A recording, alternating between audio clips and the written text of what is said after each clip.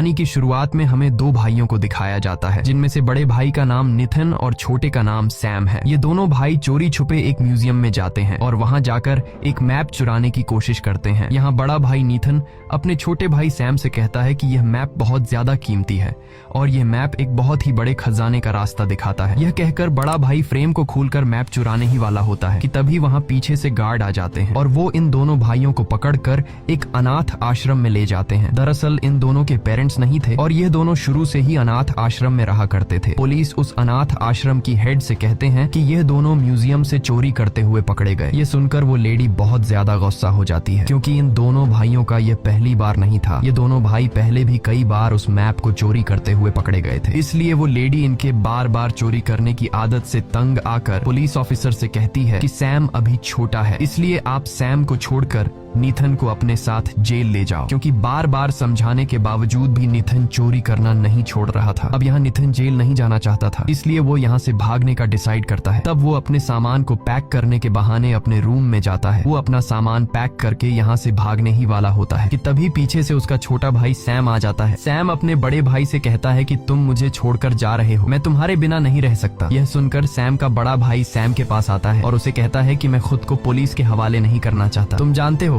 हम दोनों एक पायरेट फैमिली से बिलोंग करते हैं, इसलिए मुझे वो खजाना हर हाल में ढूंढना होगा। जाने से पहले सैम का बड़ा भाई सैम को एक लेटर और एक लाइटर देता है और कहता है कि मैं वापस जरूर आऊंगा। अब सैम अपने बड़े भाई के जाने के बाद जब वो लेटर खोलता है तो वो देखता है कि लेटर पूरा खाली है, उसमें कुछ भी नहीं लिखा होता। लेकिन जब सैम उस लाइटर को पेपर के नीचे जलाता है तब उस लेटर में लिखाई नजर आने लगती है। उस लेटर में ये लिखा था कि याद रखना हम लोग पायरेट्स यानी समुद्री लुटेरों की फैमिली से बिलोंग करते हैं। इसके बाद सीन शिफ्ट होता है और हमें 15 साल बाद का सीन दिखाया जाता है, जहां हम सैम को देखते हैं जो अब जवान हो चुका है और वो एक बार में काम करता है। लेकिन सैम उदास रहता है, क्योंकि आज से ठीक 15 साल पहले उसका बड़ा भाई जो सैम को अकेला छोड़कर चला गया था वो अब तक लौटकर वापस नहीं आया और सैम अब भी अपने बड़े भाई की तलाश में है। इसी वक्त सैम के पास एक खूबसूरत लड़की आती है, जिसे देखकर सैम उसका दीवाना हो जाता है और सैम अपने स्किल्स का इस्तेमाल करते हुए उसके सामने एक जाम पेश करता है। और जब वो लड़की सिगरेट जलाती है तो उसके पास लाइटर नहीं होता। तब वो सैम से उसकी सिगरेट जलाने को कहती है और यहाँ सैम उस लड़की की सिगरेट जलाते वक्त काफी बारीकी से उस लड़की के हाथ से ब्रेसलेट चुरा लेता है, जिसे देखकर हमें पता चलता है कि सैम अब भी अपनी खानदानी आदत चोरी करना नहीं छोड़ा है। और तभी सैम के पास विक्टर नाम का एक आदमी आता है। वो आदमी सैम से कहता है कि मुझे तुम्हारा लाइटर पसंद आया और मैं इस लाइटर को किसी भी कीमत पर खरीदना चाहता हूँ। लेकिन यहाँ सैम इस लाइटर को बेचने से साफ साफ इनकार कर देता है, क्योंकि वो लाइटर उसे उसके बड़े भाई नितिन ने दिया था। इसके बाद विक्टर नाम का वो आदमी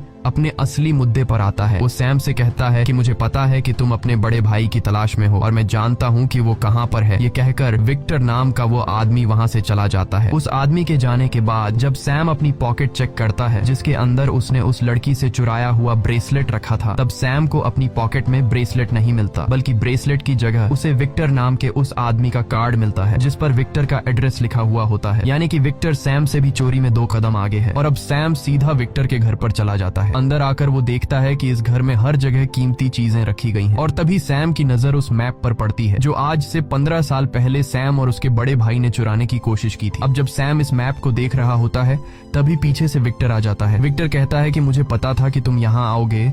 तब सैम विक्टर से कहता है कि यह तो वही मैप है जिसमें एक खजाने का नक्शा दिखाया गया है और इस मैप के रास्ते पर जाकर बहुत सारे लोगों ने अपनी जान दे दी और उन्हें कुछ भी हासिल नहीं हुआ। ये सिर्फ एक झूठी कहानी थी। तब विक्टर सैम से कहता है कि यह कोई झूठी कहानी नहीं है और ये खजाना सच में है। इसके बाद विक्टर वहाँ एक बुक खोलता है और इस बुक में वो सैम को एक शिप की तस्वीर दिखाता है और कहता है कि यह शिप कोई आम शिप नहीं है, बल्कि यह एक बहुत ही पुरानी शिप है जिसकी कीमत 500 करोड़ है। साथ ही साथ इस शिप में बहुत सारा खजाना भी छुपा हुआ है। तब सैम विक्टर से कहता है कि मेरा भाई कहाँ है, जिस पर विक्टर जवाब देता है कि तुम्हारा भाई और मैं इसी खजाने के पीछे लगे हुए थे, लेकिन फिर तुम्हारा भाई कहीं खो गया और पिछले 2 सालों से मैंने उसे नहीं देखा। लेकिन जाने से पहले तुम्हारे भाई ने इस खजाने के बारे में मुझे कई क्लूज दिए और मुझे पता है कि तुम्हें भी इस खजाने के बारे में काफी जानकारी है, इसलिए हम दोनों मिलकर इस खजाने को ढूंढ लेंगे। लेकिन सैम विक्टर के इस ऑफर को रिजेक्ट कर देता है। तब विक्टर सैम से कहता है कि अगर तुम मेरा साथ दोगे तो तुम्हें तुम्हारा बड़ा भाई भी मिल सकता है। ये सुनकर सैम सोच में पड़ जाता है और सीधा घर चला आता है। घर आकर वो अपने भाई की फोटोज देखने लगता है। अपने भाई की फोटोज देखकर सैम बहुत ज्यादा इमोशनल हो जाता है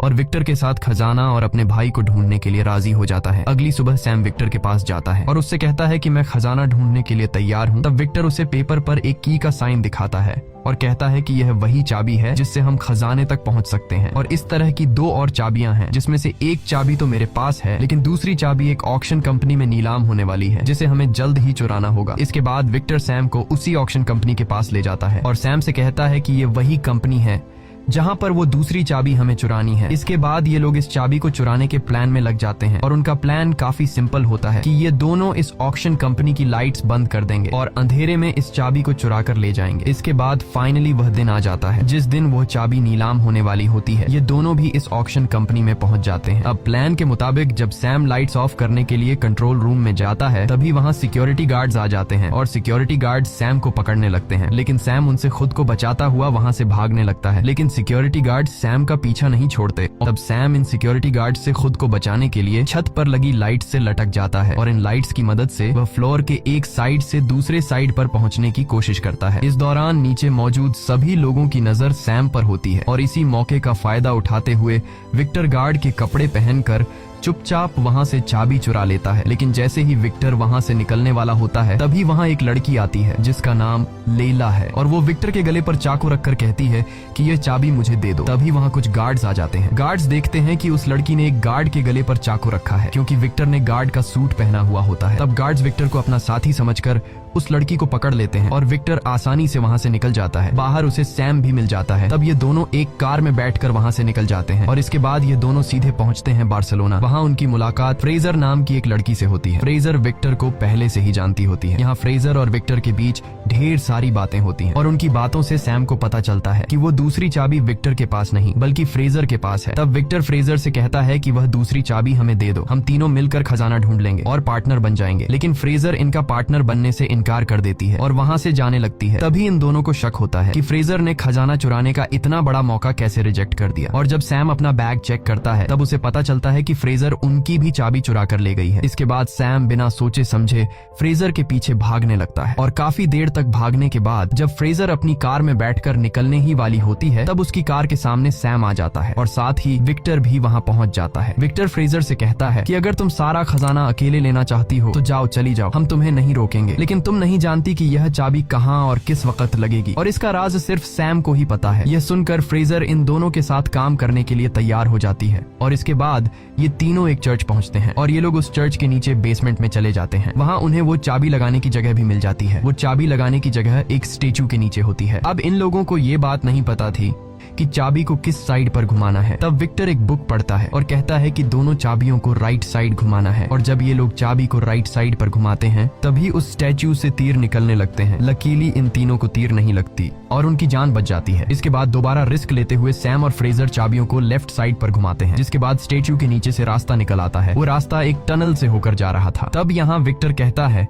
कि तुम दोनों उसी टनल के रास्ते से आगे बढ़ो, मैं यहाँ बाहर तुम लोगों को प्रोटेक्ट करूंगा ताकि कोई भी तुम्हारे पीछे अंदर नहीं आ सके। सैम और फ्रेजर को विक्टर की बात ठीक लगती है, जिसके बाद सैम विक्टर को अपने मोबाइल के जीपीएस के साथ कनेक्ट कर लेता है ताकि ये लोग जहाँ पर भी हों इन्हें एक दूसरे की लोकेशन मिलती रहे। इसके बाद सैम और फ्रेजर उस टनल के रास्ते से आगे बढ़ने लगते हैं और आगे बढ़ते हुए ये दोनों एक दूसरे दरवाजे के पास पहुंच जाते हैं जो इसी क्रॉस वाली चाबी से खुल सकता था। अब फ्रेजर जैसे ही उस दरवाजे को खोलने की कोशिश करती है तो वहां पर पानी भरना शुरू हो जाता है, क्योंकि ये दरवाजा ऊपर एक फाउंटेन से जुड़ा हुआ होता है और अगर जल्दी ये लोग बाहर नहीं निकले तो ये लोग पानी में डूब कर मर जाएंगे। और अब इस दरवाजे को खोलने के लिए दूसरे दरवाजे पर चाबी लगाकर पहले उसे खोलना होगा। सैम यहाँ विक्टर को कॉल करता है और उसे अपनी सारी सिचुएशन समझाकर कहता है कि बाहर तुम्हें एक चाबी का होल दिखाई देगा, तुम्हें जल्दी उसे खोलना होगा। अब विक्टर जो पहले से सैम के साथ जीपीएस के थ्रू कनेक्ट था, इसलिए वो उनकी लोकेशन जान लेता है कि ये दोनों कहाँ फंसे हैं। विक्टर उस जगह के करीब आकर जब सामने देखता है तो उसे वो चाबी वाला होल भी नजर आ जाता है। अब विक्टर उस जगह में चाबी लगाने के लिए सामने लगे ग्लास को तोड़ने लगता है। तभी लेला नाम की वो लड़की वहाँ आ जाती है जिसने पहले भी विक्टर पर अटैक किया था और अब इन दोनों में फाइट होने लगती है। दूसरी तरफ सैम और फ्रेजर पानी में डूबते ही जा रहे थे। यहाँ विक्टर उस लड़की से काफी देर तक लड़ने के बाद उसे सामने के ग्लास पर मारकर बेहोश कर देता है और जल्दी से उस दरवाजे में चाबी लगा देता है। विक्टर के चाबी लगाते ही दूसरी तरफ सैम और फ्रेजर के लिए ऊपर से दरवाजा खुल जाता है और उनकी जान बच जाती है। अब ये दोनों उस जगह से बाहर आते हैं और एक बार फिर से आगे बढ़ने लगते हैं। अब बारी थी फाइनल दरवाजे को खोलने की, लेकिन कोई भी ये नहीं जानता था कि इस दरवाजे को कैसे ओपन करना है। विक्टर बाहर खड़ा एक होल में से इन दोनों को देख रहा था। यहाँ सैम चाबी को उस होल में ट्राई करता है, पर वो चाबी उस होल में फिट नहीं हो रही थी। और तभी सैम दीवार पर बने चाबी के सिंबल को देख लेता है, जिसे देखकर सैम समझ जाता है कि इस दरवाजे को खोलने के लिए एक दूसरी चाबी की जरूरत पड़ेगी। तब सैम फ्रेजर से कहता है कि जाओ और विक्टर से दूसरी चाबी लेकर आओ, लेकिन विक्टर इन पर भरोसा नहीं करता और दूसरी चाबी देने से इनकार कर देता है। लेकिन इस दरवाजे को खोलने के लिए कोई दूसरा रास्ता था ही नहीं, इसलिए विक्टर इनको चाबी दे देता है। अब सैम जब इन दोनों चाबियों को मर्ज करता है तो वही सिंबल बन जाता है जो सामने की दीवार पर बना था। अब सैम दोनों चाबियों की मदद से उस दरवाजे को खोल देता है और जब ये दोनों उस दरवाजे के अंदर एंटर होते हैं तो उन्हें अंदर 4 बड़ी बड़ी सराइयां दिखाई देती हैं। दूसरी तरफ विक्टर सैम से बार बार पूछ रहा था कि खजाना मिला या नहीं। उन्हें लग रहा था कि खजाना इन सराइयों में है। अब सैम फ्रेजर को अपने कंधे पर उठाता है, ये देखने के लिए कि आखिर इन सराइयों में क्या है। फ्रेजर जब एक सराय का ढक्कन हटाकर देखती है तो उसमें नमक भरा हुआ होता है। इसका मतलब ये था कि यहाँ पर कोई भी खजाना नहीं था। ये देखकर ये लोग बहुत ज्यादा उदास हो जाते हैं और तभी वो चारों सराइयां अचानक से टूट जाती हैं, जिसके अंदर से एक नक्शा निकलता है और यही उस खजाने तक जाने का असली नक्शा था। अब जब सैम उस नक्शे को देख रहा था तभी फ्रेजर उस पर गन पॉइंट कर देती है और उससे वो नक्शा ले लेती है। सैम उससे कहता है कि तुम ऐसा नहीं कर सकती, तुम तो हमारी टीम में थी। जिस पर फ्रेजर कहती है कि मुझे तुमसे कोई प्रॉब्लम नहीं है, लेकिन तुम्हारे साथ जो बंदा है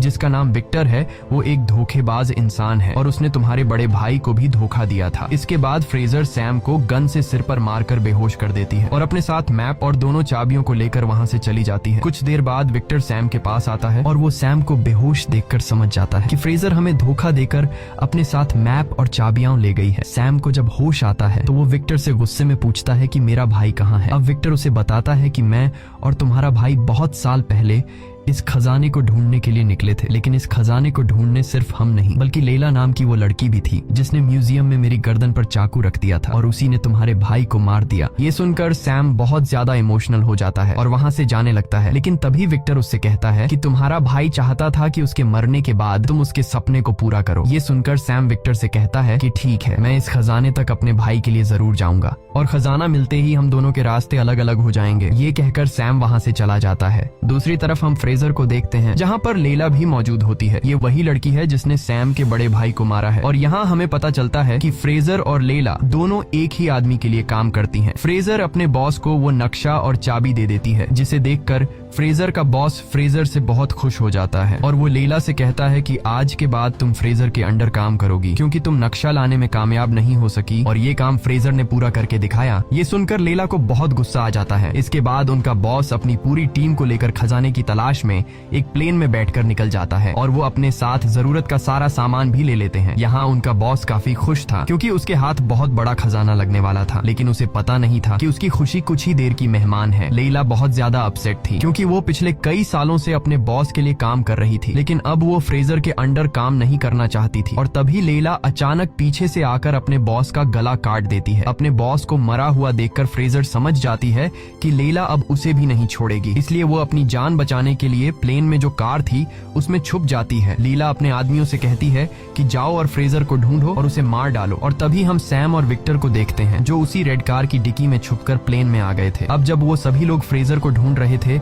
इसी मौके का फायदा उठाकर सैम और विक्टर चुपके से जाकर मैप चुरा लेते हैं। कुछ देर बाद लैला फ्रेजर को देख लेती है, जिसके बाद इन दोनों के बीच फायरिंग स्टार्ट हो जाती है। जब वो लोग एक दूसरे पर फायरिंग करने में बिजी होते हैं तभी यहाँ विक्टर सैम से कहता है कि हमें मैप मिल चुका है, इसलिए हमें जल्दी से पैराशूट लेकर यहाँ से जाना होगा। अब विक्टर तो पैराशूट लेकर वहाँ से जंप कर देता है, लेकिन सैम यहाँ से नहीं कूदता क्योंकि लैला ने उसके भाई को मारा था और आज सैम अपने भाई का बदला लेना चाहता था। वो लैला से कहता है कि तुमने मेरे भाई को क्यों मारा है। लैला उसे कोई जवाब नहीं देती और अपने आदमियों को उसे मार डालने के लिए कहती है। अब जब लैला के आदमी सैम को मारने के लिए आगे बढ़ते हैं तभी सैम वहाँ पर सारा सामान जो एक दूसरे के साथ अटैच था उसे खोल देता है, जिससे प्लेन का सारा सामान बाहर गिरने लगता है। अब सैम भी पैराशूट लेकर वहाँ से कूदना चाहता था, लेकिन तभी उसका एक पैर रस्सी में फंस जाता है, जिससे वो सामान के साथ ही बाहर हवा में उड़ने लगता है। लेकिन वो जैसे तैसे करके एक बार फिर से प्लेन में आ जाता है। पर तभी फ्रेजर जिस कार में छुपी हुई थी वो उसी कार को लेकर हवा में जंप करने वाली थी और तभी उसके सामने सैम आ जाता है, जिससे वो टक्कर मारकर उसे प्लेन से गिरा देती है। अब जब वो दोनों नीचे गिर रहे थे तभी फ्रेजर सैम से कहती है कि जल्दी से पैराशूट खोलो, लेकिन यहाँ पर तो सैम ने कोई पैराशूट लिया ही नहीं था, इसलिए वो दोनों एक कार्गो की तरफ जंप मारते हैं और जैसे तैसे करके उस कार्गो को पकड़ लेते हैं, जिसके बाद सैम उस कार्गो का पैराशूट खोल देता है और वो दोनों कार्गो के साथ सीधे नीचे समुद्र के पानी में जा गिरते हैं। जिसके बाद वो दोनों समुद्र के किनारे पर पहुंच जाते हैं। वहां पहुंचने के बाद वो दोनों एक होटल में रुकते हैं और रात को वो दोनों मैप को समझने की कोशिश करते हैं, लेकिन यहाँ पर फ्रेजर को तो कुछ भी समझ नहीं आता, इसलिए वो आराम से जाकर सो जाती है। लेकिन सैम यहाँ पर पूरी रात मेहनत करता है और वो उन चाबियों का इस्तेमाल करके खजाने का लोकेशन जान लेता है। इसके बाद सैम उस खजाने की लोकेशन एक नोट पर लिख देता है और जाकर सो जाता है। जब सुबह फ्रेजर उठती है तो वो देखती है कि सैम ने मैप को समझकर खजाने की लोकेशन निकाल ली है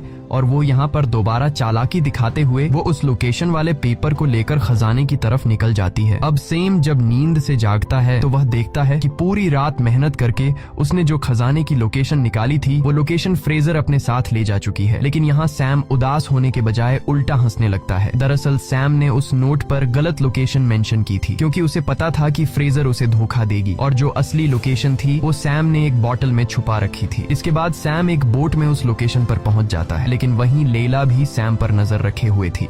सैम बोट से उतरकर फाइनली उस जगह पर पहुंच जाता है जहां पर 2 बड़े शिप्स और वो खजाना था जिसे ढूंढते ढूंढते न जाने कितने लोगों ने अपनी जान गंवाई थी। सैम उस शिप पर चढ़ जाता है जहां उसे ढेर सारे सोने से भरे हुए ड्रम्स मिलते हैं। ये देखकर सैम बहुत ज्यादा खुश हो जाता है, लेकिन तभी पीछे से उसे विक्टर की आवाज आती है। सैम उससे पूछता है कि तुम यहाँ पर कैसे आए। तब विक्टर उसे जवाब देता है कि क्या तुम भूल गए, तुम ही ने तो मुझे अपने जीपीएस से कनेक्ट किया था। इसके बाद वो दोनों वहाँ मौजूद सोने को एक बैग में भरने लगते हैं और तभी वहाँ लैला भी अपने लोगों के साथ पहुंच जाती है। इन लोगों को देखकर सैम और विक्टर दोनों शिप में छुप जाते हैं। लैला जब शिप पर इतना सारा सोना देखती है तो उसकी आंखें खुली की खुली रह जाती हैं। अब अगर वो चाहती तो वो अपने साथ सारा का सारा सोना ले जा सकती थी, लेकिन उसके मन में लालच जाग जाती है। वो अपनी पूरी टीम को बुलाती है और वो इन दोनों शिप्स को प्लेन के जरिए वहां से ले जाने वाली थी क्योंकि वो ये जानती थी कि खजाने के साथ साथ इन शिप्स की कीमत भी करोड़ों में है। इसलिए लैला हेलीकॉप्टर से दोनों शिप्स को उठा लेती है। अब विक्टर और सैम भी जिस शिप में छुपे हुए थे वहां से बाहर आ जाते हैं और वो दोनों उन शिप्स को लैला से छीनने के काम में लग जाते हैं। ये दोनों शिप पर मौजूद लैला के गार्ड से लड़ने लगते हैं। यहाँ पर सैम भी एक गार्ड को खूब मार रहा था और वो दोनों गार्ड्स को उठाकर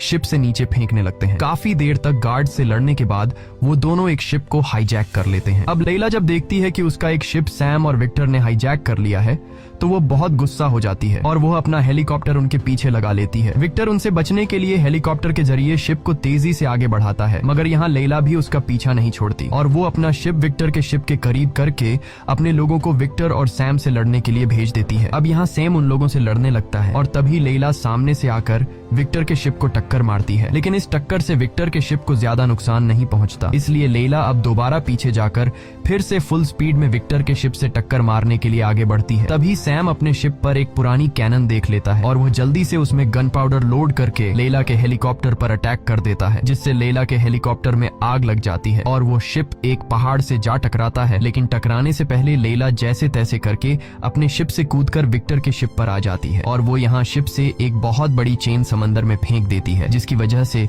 शिप और हेलीकॉप्टर आगे नहीं बढ़ पाते और अब सैम और लैला के बीच फाइट शुरू हो जाती है। सैम लैला के सामने कमजोर पड़ रहा था, इसलिए सैम खुद को बचाते हुए रस्सी के जरिए ऊपर विक्टर के पास हेलीकॉप्टर में चढ़ने लगता है, लेकिन यहाँ लैला भी उसके पीछे आने लगती है। लैला बहुत ज्यादा गुस्से में थी और वो सैम के करीब आकर उसे मारने ही वाली थी कि तभी यहाँ विक्टर अपना सोने से भरा हुआ बैग सैक्रिफाइस करके सीधे लैला पर दे मारता है, जिससे सोने का बैग और लैला दोनों नीचे पानी में गिर जाते हैं। उन्हें लग रहा था कि लैला मर चुकी है, लेकिन ऐसा बिल्कुल भी नहीं था। लैला अब भी जिंदा थी, लेकिन तभी वो शिप जो हेलीकॉप्टर से लटकी हुई थी उसकी रस्सी भी टूट जाती है और वो सीधा नीचे जाकर पानी में लैला को कुचल देती है, जिससे फाइनली लैला की मौत हो जाती है। अब विक्टर यहाँ जैसे तैसे करके सैम को ऊपर हेलीकॉप्टर में खींच लेता है। अब वो दोनों ऊपर हेलीकॉप्टर से देखते हैं कि वो शिप जिसे पिछले कई महीनों से वो दोनों ढूंढ रहे थे वो उनकी आंखों के सामने पानी में डूब रहा है और वो लोग कुछ भी नहीं कर पाते। कुछ देर बाद वहाँ पुलिस आ जाती है और वो दोनों समझ जाते हैं कि वो सारा सोना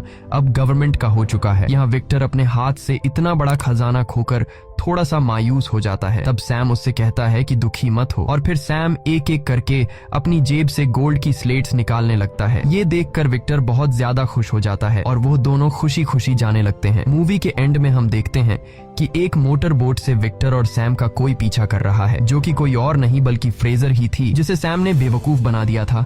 इसके बाद हमें एक जेल दिखाई जाती है जहां हम देखते हैं कि सैम का बड़ा भाई मरा नहीं था, वो अभी भी जिंदा है और वो एक जेल में है। इसी के साथ ये कहानी खत्म हो जाती है। अगर